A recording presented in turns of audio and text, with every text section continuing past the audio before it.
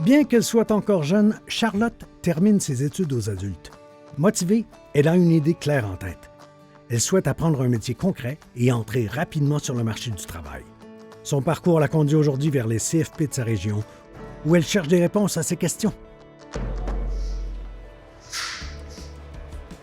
Bonjour, moi c'est Charlotte. Moi, mon nom, c'est Pascal Gagnon, enseignant en peinture de bâtiment. En quoi ça consiste, là, le DEP? C'est vraiment apprendre vraiment à peinturer, apprendre à plastrer, apprendre à faire de la tapisserie, à faire du surface métallique.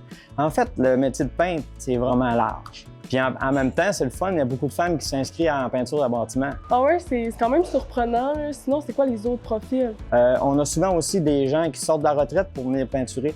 Parce que des fois, il y en a qui veulent construire, il y en a qui veulent faire un chalet, il y en a qui veulent savoir comment plastrer et peinturer. Aussi, j'en ai qui ont été des crocheurs, ils ont fini le secondaire à peine de misère pour venir en peinture.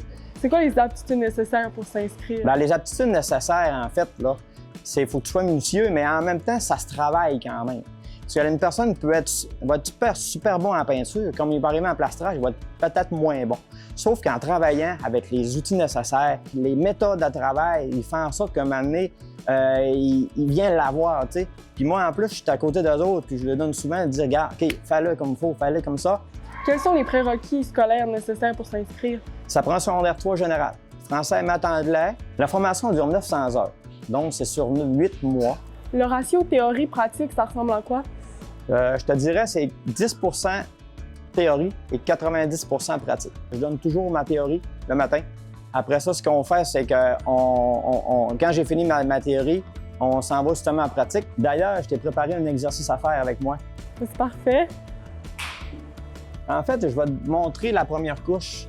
Parce que la couche qui est ici, c'est vraiment le papier renfort qui est là. Là, on va venir appliquer une première couche. Donc, ce que tu vas faire, c'est que tu vas prendre ton bouclier avec la spatule.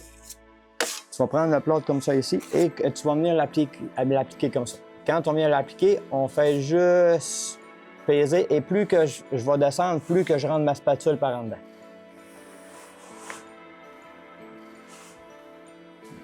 Exact. Qu'est-ce qui vous passionne le plus dans votre métier? Ce qui est fun en peinture, c'est ça. L'horizon est tellement le fun. On travaille toujours à chaleur. Jamais on travaille à pluie. On ne travaillera pas à moins 40 non plus. Puis quand on rentre dans une pièce, c'est pas beau, c'est sale. Quand on va sortir de là, ça va être super beau après.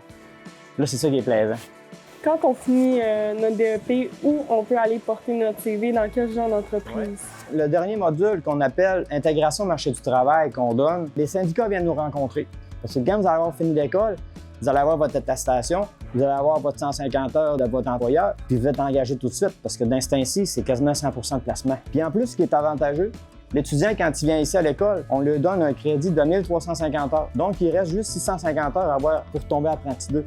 Donc, ils sont capables de tomber vite avec un bon salaire. Un finissant en moyenne peut espérer gagner combien? Le finissant va aller jusqu'à 25 de l'heure et peut aller jusqu'à 40 de l'heure. Bien, merci, c'était vraiment le fun. Je pensais pas plastrer un mur aujourd'hui.